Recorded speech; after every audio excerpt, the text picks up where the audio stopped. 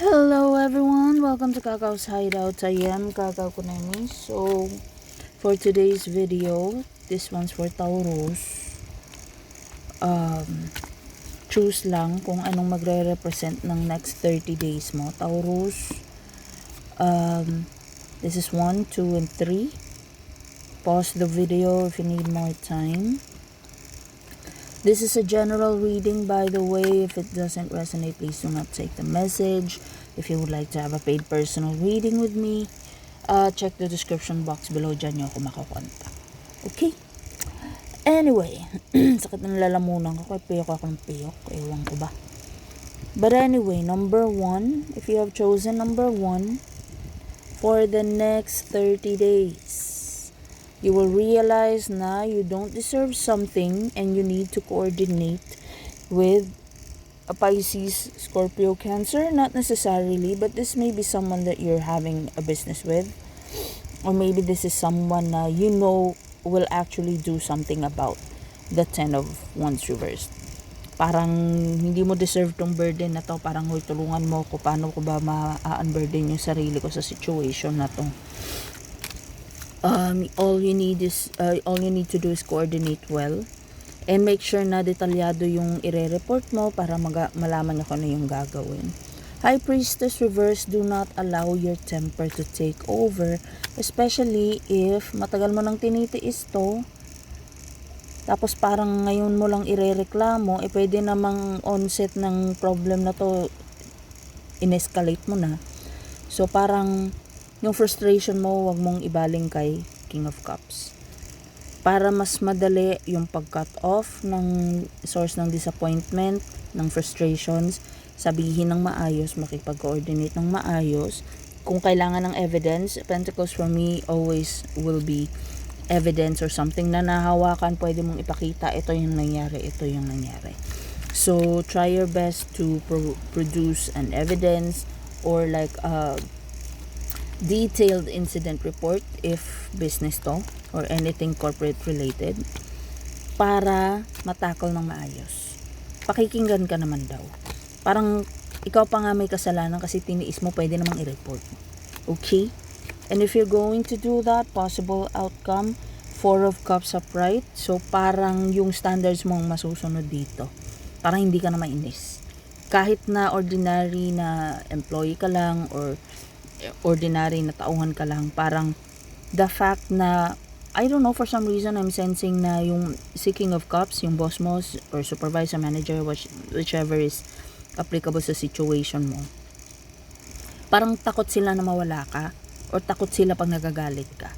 So parang ayusin mo lang yung pagsumbong, ayusin mo lang yung pag-escalate ng issue, and have a plan.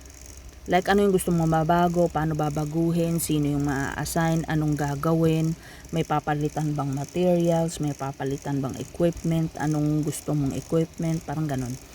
Parang, if it's not part to your standards, pwedeng i-reject ni King of Cups. Kasi ito, good vibes lang.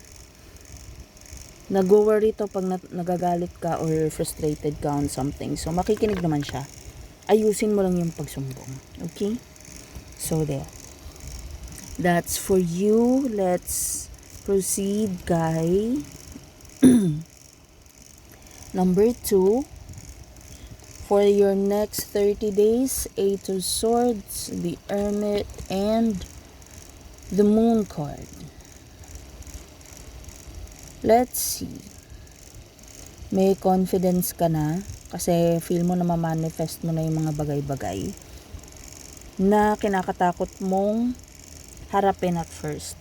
So, this may be something connected sa documents na kailangang mapasa, ma-report, or ma-validate. Pwede rin kailangan ng approval from a specific office na parang maybe you were so anxious about it pero pinagdasal mo, pero after praying maybe, or maybe bago after mong naligo na with asin, I'm hearing nag-salt bath ka siguro, so parang naging confident ka na after it. So let's see anong magandang gawin. 7 of Pentacles reversed, Wait for the result. Especially if this is something naman na parang inaral mo, parang out of overthinking, parang naaral mo tuloy kung ano yung mga pros and cons ng next mong gagawin na decision. And chill lang. Parang kaka-overthink mo, parang pulido naman yung assessment mo eh. So, hintayin mo yung result, chill lang, continue praying, and if you're going to do that, 5 of Swords reverse. So, parang yung issue mo babalikan. Let's see, may na-overlook ba tayo? Let's see kung meron bang kailangang ayusin. Let's see kung tama ba si number 2 na merong dapat na i-fix muna bago ituloy ang isang bagay. So, parang masusunod yung gusto mo. Okay? Don't worry about it. Pray for it. Or if you've prayed for it, don't worry about it. Okay? Number 3. For the next 30 days, meron kang hinihintay na parang finally andito na siya. 7 of Cups. Pero ngayong nandito na, hindi mo na alam kung anong gagawin.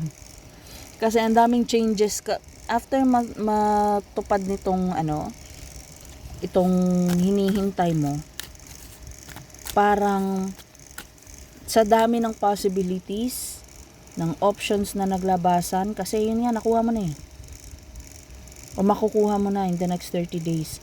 Parang mako-confuse ka as to how to proceed, kasi ang daming changes na mangyayari. Let's say, for example, you were wishing to, have a big amount of money.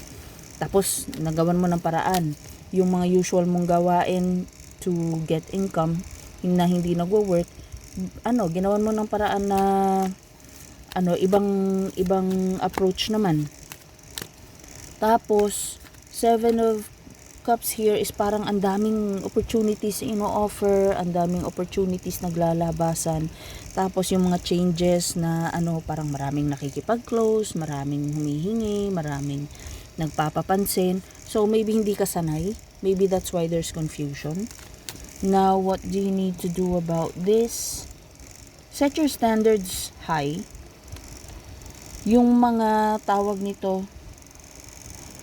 may mga pinangako sa'yo na hindi tunupad, may mga sinimulan with you na hindi tinapos, may mga tawag nito, yung parang tawag nito, mga bagay na kailangan ng closure, dapat lagbigyan na ng closure. It doesn't mean na nakuha mo na yung gusto mo, change tayo ng plan, kasi iba na yung situation mo, number 3.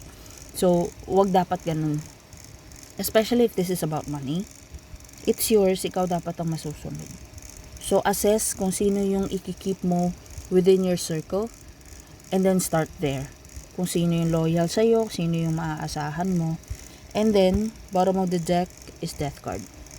So, this means your situation will transform, whether you like it or not.